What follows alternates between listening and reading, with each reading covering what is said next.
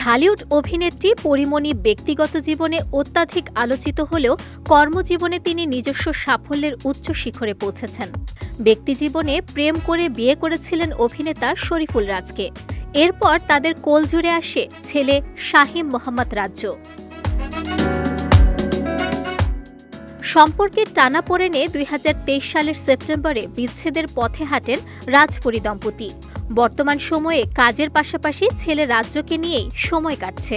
বিভিন্ন সময় ছেলের সঙ্গে কাটানো খুনসুটির নানা মুহূর্ত সামাজিক যোগাযোগ মাধ্যমে শেয়ার করে থাকেন অভিনেত্রী। সম্প্রতি ছেলেকে নিয়ে ঘুরতে যাওয়ার কিছু ছবি ভক্ত অনুরাগীদের মাঝে শেয়ার করেছেন পরী, যেখানে দেখা যায় পড়ন্ত বিকেলে ছেলেকে নিয়ে সমুদ্রের ধারে আবেগ আপ্লুত হয়ে খুনসুটিতে মেতে উঠেছেন এ অভিনেত্রী।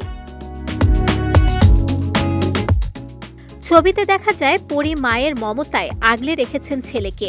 রাজ্য হাত বাড়িয়ে দিয়ে আকাশ ও সমুদ্র দেখছেন। এ সময় মা ছেলেকে বেশ হাসি খুশি দেখা গেছে।